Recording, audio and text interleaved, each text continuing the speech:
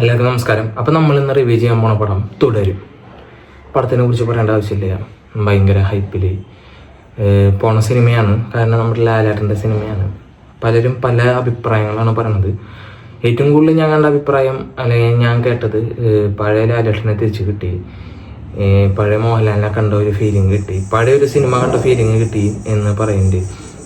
അതെന്തുകൊണ്ടാണെന്ന് എനിക്കറിയില്ല. അത് ചിലപ്പോൾ ഈ കഥയുടെ ആയിരിക്കാം, അതല്ലെങ്കിൽ ഇതിൽ ഉപയോഗിച്ചിട്ടുള്ള വേറെ കുറച്ച് കാര്യങ്ങൾ കൊണ്ടായിരിക്കാം.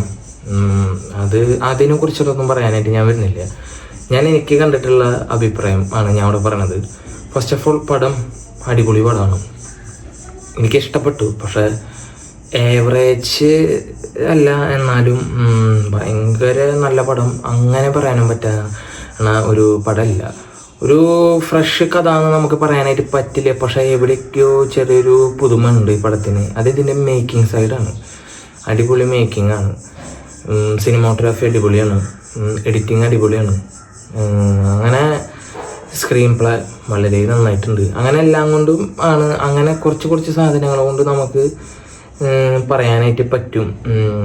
കഥ വൈസ് നോക്കുകയാണെങ്കിൽ നമ്മുടെ ലാലേട്ടൻ പറഞ്ഞ പോലെ ദൃശ്യം സിനിമ പോലത്തെ ഒരു സിനിമയാണ്. പക്ഷെ അതേപോലത്തെ ത്രില്ലിങ് ആയിട്ടുള്ളൊരു സാധനമല്ല, അതേപോലെ ട്വിസ്റ്റ് ആയിട്ടുള്ള ഒരു സാധനമല്ല. വളരെ സിമ്പിളായിട്ടുള്ള ഒരു ചെറിയ കഥയാണ്. പക്ഷെ ദൃശ്യം സിനിമയുടെ ലെവലിലേക്കുള്ള ഒരു സ്റ്റോറി പോലെയാണ് പോണത്. അല്ലെങ്കിൽ അതിൻ്റെ ഒരു വൺ ലൈൻ, അല്ലെങ്കിൽ അതിൻ്റെ ഒരു സ്റ്റോറിയുടെ ഒരു ചെറിയൊരു ഭാഗം പോലെ പോണതാണ്. ആ സിനിമ ഈ സിനിമ വെച്ച് കമ്പയർ ചെയ്യല്ല. ആ സിനിമയും വേറെയാണ്.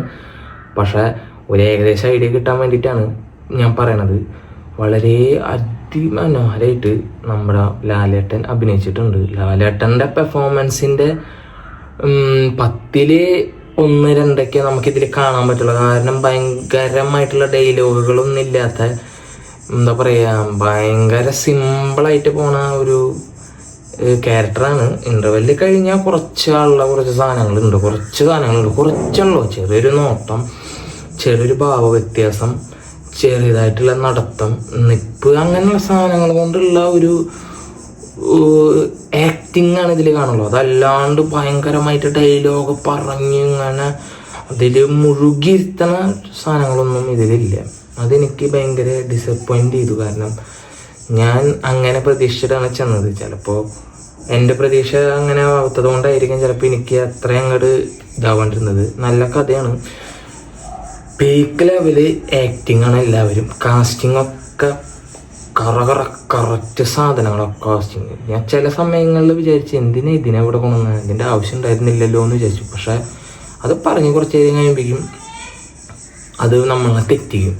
കാസ്റ്റിംഗ് വൈസ് അടിപൊളിയാണ്. പിന്നെ തരുമൂർത്തി എനിക്ക് കാണാൻ ഭയങ്കര ഇഷ്ടമാണ്. കാരണം എന്താണെന്ന് വെച്ച് കഴിഞ്ഞാൽ, സത്യം പറഞ്ഞാൽ ഈ സിനിമ കാണാൻ പോണതിന് വരെ ആരാന്ന് എനിക്ക് അറിയണ്ടായിരുന്നില്ലേ, ഏതൊക്കെ സിനിമകൾ ചെയ്തിട്ടുള്ള ഡയറക്ടറാന്ന് എനിക്ക് അറിയണ്ടായിരുന്നില്ലേ.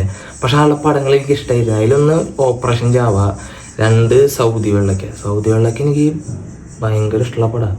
തുടരുന്നെ വെച്ചിട്ട് കമ്പയർ ചെയ്യുകയാണെങ്കിൽ എനിക്ക് സൗദി വെള്ളയ്ക്കാണ് കൂടുതൽ ഇഷ്ടം. കാരണം അതിലൊരു ഇമോഷൻ അതിൽ ആ ഒരു ഇമോഷൻ എനിക്ക് കണക്റ്റ് ആയിട്ടുള്ളത്. അത് ഫീൽ ഗുഡാണ്. പക്ഷെ അത് ക്ലൈമാക്സിൽ ആ ഡയലോഗ് ഇല്ലേ, അതെൻ്റെ ഉള്ളിൽ ഇങ്ങനെ പൊളിയിരിക്കുന്ന സാധനം. അതെനിക്ക് ഭയങ്കര ഇതാണ്. അതിനെ വെച്ച് കമ്പയർ ചെയ്യല്ല. പക്ഷെ എനിക്ക് ചെയ്തിരിക്കുന്ന പടത്തിൽ എനിക്ക് ഈ പടങ്ങളാണ് കൂടുതൽ ഇഷ്ടപ്പെട്ടിട്ടുള്ളത്. ഇത് ഇഷ്ടപ്പെട്ടിട്ടില്ല എന്നല്ല പറയണം, ഇത് പൊട്ടപ്പടം എന്നല്ല പറയണം. ഇത് നല്ല പടമാണ്, നല്ല റേറ്റിംഗ് ഉണ്ട്. പോരാത്തതിന് ലാലേട്ടനാണ് ഇതിൽ അഭിനയിച്ചിരിക്കുന്നത്. ലാലേട്ടൻ അഭിനയിച്ചിരിക്കണ ഏത് പടം നല്ലതായാലും പൊട്ടയായാലും കാണും ആൾക്കാർ. അപ്പോൾ എനിക്ക് ലാലേട്ടൻ ഫാൻസുകാരോട് പറയാനുള്ളത്, ഇതൊരു കംബാക്ക് എന്ന് അങ്ങനെ പറയാനുള്ള സാധനമൊന്നും ഇല്ല. കംബാക്ക് എന്ന് പറയാൻ ആളുടെ കംബാക്കൊക്കെ പിന്നെ ഉണ്ടാവുമെന്ന് തന്നെ എനിക്കിപ്പോൾ സംശയം തുടങ്ങി. കാരണം പീക്ക് ലെവൽ ആക്ടിങ് ചെയ്ത് വെച്ചു എന്ന് വെച്ചാൽ എക്സ്ട്രീം ലെവലിലേക്കുള്ളത് ചെയ്തു. ഇനി അതിൻ്റെ എക്സ്ട്രീം ലെവലിലേക്ക് വരണമെന്നുണ്ടെങ്കിൽ സ്ക്രിപ്റ്റ് ഭയങ്കര സ്ട്രോങ് ആയിട്ടിരിക്കണം. എന്ന് വെച്ചാൽ നമ്മളിതുവരെ കാണാത്ത ടൈപ്പിലാണല്ലോ കാണണം. നമ്മളിതുവരെ കാണാത്ത ടൈപ്പിലാണല്ലോ കണ്ടു കഴിഞ്ഞാൽ അത് വർക്കൗട്ട് ചെയ്യുമെന്നുള്ള ആൾക്കാർക്ക്, അത് ഡയറക്ടർമാർക്ക് ചിലപ്പോൾ ഡൗട്ടുള്ളതുകൊണ്ടായിരിക്കാം അങ്ങനെ ചെയ്യാത്തത്, എനിക്കറിയില്ല. എനിക്കങ്ങനെ കാണാനാണ് താല്പര്യം. കാരണം ഇതുവരെ കാണാത്ത രീതിയിലുള്ള ഒരു ലാലേട്ടനെ കാണാൻ താല്പര്യമുണ്ട്. നെഗറ്റീവ് റോളൊക്കെ ചെയ്യണ ഒരാളായിട്ട് കാണാൻ താല്പര്യമുണ്ട്. വില്ലനായിട്ട് കാണാൻ എനിക്ക് താല്പര്യമുണ്ട് ലാലേട്ടന്. അങ്ങനെ ആരും ചിന്തിക്കുന്നില്ല, അതെന്തായാലും ആവട്ടെ. പിന്നെ ഇതിൽ എടുത്തു പറയേണ്ടത് മോഹൻലാൽ അല്ലെങ്കിൽ ബാക്കിയുള്ള നടന്മാരിനല്ല. ഇതിൽ പ്രകാശ് വർമ്മ എന്ന് പറഞ്ഞിട്ട് ഒരു ആൾ അഭിനയിച്ചിട്ടുണ്ട്. വില്ലനാണ് ഇതിലത്തെ. എൻ്റെ മോനെ അയാൾക്ക് ലാലേട്ടനേക്കാളും പീക്ക് ലെവലെ പെർഫോമൻസാണ് ഈ സിനിമയിൽ ആൾ കാഴ്ചവെച്ചിരിക്കുന്നത്. അത് ഞാൻ പറയും. ലാലേട്ടനേക്കാളും അക്രമമായിട്ട് ആൾ അഭിനയിച്ചിട്ടുണ്ട്. കാരണം ആൾക്ക് സ്ക്രീൻ ടൈം കൂടുതലാണ്. പെർഫോമൻസ് ചെയ്യാനുള്ള സാധനങ്ങൾ മാത്രമല്ലോ. ആൾ ഇൻട്രോ തൊട്ടിട്ട് ക്ലൈമാക്സ് വരെ അയാൾ തൊട്ട് ആക്ടിങ്, അയ്യോ അയാൾ ഇങ്ങനെ നിൽക്കും, അങ്ങനെ നട്ടി ക്ലൈമാക്സ് വരെ അങ്ങനെയാണ്. ഇതിൽ ഏറ്റവും വലിയ പ്രാധാന്യം, ഈ സിനിമയുടെ ഏറ്റവും വലിയ മെയിൻ ഘടകം എന്ന് പറയുന്നത് ലാലേട്ടൻ കഴിഞ്ഞ, അല്ലെങ്കിൽ ലാലേട്ടൻ്റെ ഒപ്പം, അല്ലെങ്കിൽ ലാലേട്ടനേക്കാൾ മുമ്പിലുള്ളത് ഈ മനുഷ്യനാണ്. എന്തുട്ട് അയാളുടെ ഒയ്യോ അഭിനയം പറയാൻ പറ്റില്ല. അയാളുടെ ഓരോ എക്സ്പ്രഷൻസ്, അയാളുടെ ഓരോ ഡയലോഗ് ഡെലിവറി ഒക്കെ ഉണ്ടല്ലോ, അഭിനയിക്കാൻ നമുക്ക് തോന്നില്ല. അയാൾ അങ്ങനത്തെ ഒരു വ്യക്തിയാണെന്ന് നമുക്ക് തോന്നുന്നു. അങ്ങനത്തെ ഒരു മനുഷ്യൻ, എന്തിട്ട് സാധനം അങ്ങനെ തോന്നണ രീതിയിലുള്ള പീക്ക് ലെവൽ ആക്ടിങ് ആണ് മനുഷ്യൻ. ഈ സിനിമയുടെ ഒരു മെയിൻ ഘട്ടകം അയാൾ തന്നെ. കാരണം ഇത്ര നല്ല ഹെവി വില്ലനായതുകൊണ്ടും കൂടിയാണ് ഈ സിനിമ ഒന്നുകൂടി ആൾക്കാർക്ക് ഇൻട്രസ്റ്റിംഗ് ആയിട്ടിരിക്കുന്നതാണ്. കാരണം ഇയാള് ചാതിസാന, അതൊക്കെ ഡയറക്ടറിൻ്റെ കഴിവാണ്. മൊത്തത്തിൽ നൈസ് പടമാണ്. പക്ഷെ ചിലവർ പറയണ പോലെ വലിയ ഹൈപ്പ്, ചിലവർ ഇപ്പം ഹൈപ്പ് ഒന്നും ഈ പടത്തിന് കൊടുത്തിട്ടില്ല, ഒരു തരത്തിലുള്ള പ്രൊമോഷൻ കൊടുക്കണ്ട പടത്തിന്. അതിനുള്ള സാധനമുണ്ട് ഈ പടം.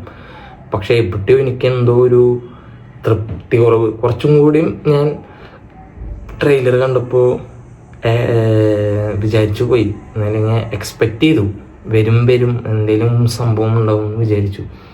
പക്ഷെ ഞാൻ വിചാരിച്ച സാധനം ഒരു സീനിൽ മാത്രം, ഒരു സെക്കൻഡ് നേരം മാത്രം സ്ക്രീനിൽ കണ്ടുള്ളൂ. പിന്നെ അവിടെ നിന്ന് കണ്ടില്ലേ. ഞാൻ കുറച്ചും കൂടി അത് കൂടുതൽ പ്രതീക്ഷിച്ചു. ചിലപ്പോൾ അതുകൊണ്ടായിരിക്കാം. എന്തായാലും എല്ലാവരും പോയി കാണാം. എന്തായാലും എല്ലാവർക്കും ഇഷ്ടമായി എൻ്റെ പടം. നല്ല കഥയാണ്. സ്റ്റോറി കിഡ് സ്റ്റോറി, മുട്ടണ്ട, അടിപൊളി സ്റ്റോറി. അതാ പറയണത്, എല്ലാം കൊണ്ടും ഭയങ്കര സ്ട്രോങ് ആയിട്ടുള്ളൊരു സിനിമയാണ്. നമുക്കങ്ങനെ കുറ്റം പറയാനുള്ള സാധനമൊന്നുമില്ല പടത്തിൽ. കാരണം ഭയങ്കര സ്ട്രോങ് ആയിട്ടുള്ള സ്റ്റോറി, ഭയങ്കര സിമ്പിളായിട്ടാണ് ചെയ്തേക്കുന്നത് ആള്. പിന്നെ ആൾക്കറിയാം ഇമോഷനൊക്കെ എവിടെ വെക്കണം, എങ്ങനെ വെക്കണം എന്നറിയാം. അതിന് ഉദാഹരണമാണ് സൗദി വെള്ളയ്ക്കും ഓപ്പറേഷൻ ജാവേദ്. ഇമോഷൻ സീന് എത്ര സീനുകളുണ്ട്. ഉള്ള സീനുകളൊക്കെ അടിപൊളിയല്ലേ. എനിക്ക് ഓപ്പറേഷൻ ജാവേദ് ഇൻസ്പയറിങ് ആയിട്ട് എന്ന് വെച്ചാൽ അങ്ങനെ ചെയ്യാൻ തോന്നിയിട്ടുള്ളതെന്ന് വെച്ച് കഴിഞ്ഞാൽ, ആ പോലീസുകാരൻ ഒരു കഥ പറയുന്ന ഒരു സീനുണ്ട്. വീൽ ചെയറിൽ നിന്നിട്ട് കൊണ്ടുപോകുന്ന ആള്, പിന്നെ വീഡിയോ കോളിൽ വിളിച്ച് കാണിക്കുമ്പോൾ അതവൻ്റെ ഭാര്യയാണ്. അങ്ങനെ കുറച്ച് സാധനങ്ങൾ ആൾക്ക് അറിയാം, എവിടെ എങ്ങനെ പെട്ടക്കണം എന്നറിയാം. നല്ലൊരു ഡയറക്ടറാണ്. എനിക്ക് ഇതൊക്കെ ചെയ്ത ആളാണെന്ന് അറിഞ്ഞപ്പോൾ കുറച്ചും കൂടിയും ഇഷ്ടമായി. ഇനി നമ്മുടെ ഫേവററ്റ് ലിസ്റ്റിൽ പറഞ്ഞ ഒരാളായിരിക്കും ആള്. എല്ലാവരും പോയി കാണാം, നിങ്ങളുടെ അഭിപ്രായം രേഖപ്പെടുത്തുക. അപ്പം ഇത്രയൊക്കെയാണ് പറയുള്ളത്. Sorry for the late video uploading. പിന്നെ അതേപോലെ കുറച്ച് നാളുകളായിട്ട് വീഡിയോകളൊന്നും ചെയ്യണില്ല.